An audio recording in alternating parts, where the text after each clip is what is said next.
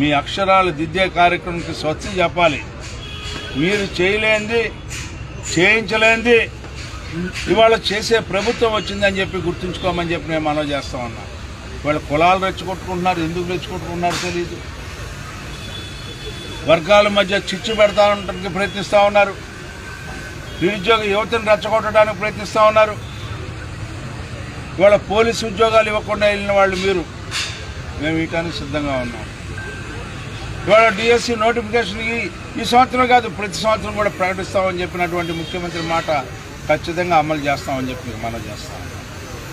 ఆ రకంగా ఈ రోజున ఏ మాట అయితే అన్నామో అన్నదానికంటే ఎక్కువ ఈ రాష్ట్ర అభివృద్ధి మాది, మా సంకల్పం.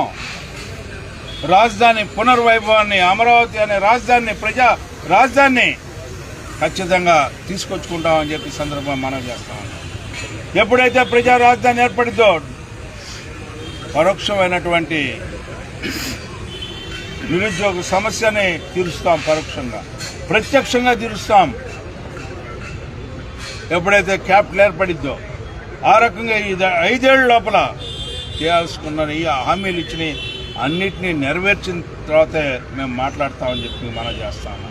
మీలాగా ప్రతి అడుగుకి ఏదో ఒక రకమైనటువంటి మోకాలు అడ్డం పెడతామంటే సిరి వచ్చేటప్పుడు మోకాలు అడ్డం పెడితే మీ మోకాలే ఎరిగిద్ది కానీ సిరి ఆగదు అని చెప్పి ఈ సందర్భంగా గుర్తు చేస్తూ మీ అందరూ కూడా దయవుంచి అలాంటి ప్రభుత్వానికి, ప్రగతికి ఓటేయండి. ప్రత్యర్థులు ఎవరనేది చూడద్దు,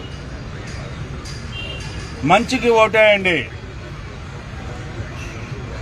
మంచి ప్రభుత్వానికి ఈ రోజున మీరు పట్టం కట్టాలని ఆ నేపథ్యంలో నేను ఒక వ్యక్తిగా, సుదీర్ఘ రాజకీయ అనుభవం ఉన్నటువంటి వ్యక్తిగా మీ ముందుకు వచ్చి మీ ఆశీస్సుల్ని, సహాయాన్ని, సహకారాన్ని కోరుతున్న సందర్భంలో నేను ఏదైతే విజ్ఞప్తి చేశాను దానికంటే ఒక అడుగు ప్రజలారా, మీ అందరూ కూడా పట్టభద్రులారా, మీ అందరూ కూడా ఒక అడుగు ముందుకు వేసి ఆలోచించి మంచి ప్రభుత్వాన్ని గెలిపించుకోవాలి, ప్రగతికి ఓటేయాలి అనే భావంతో ఈ విజయాన్ని ఒక సందేశంగా, సంకేతంగా ఈ రోజున ఈ సమాజానికి అందించమని చెప్పి కోరుకుంటూ, మరి ముఖ్యంగా మన తెనాలి ప్రాంత పట్టభద్రులారా విజ్ఞతతో ఆలోచించండి.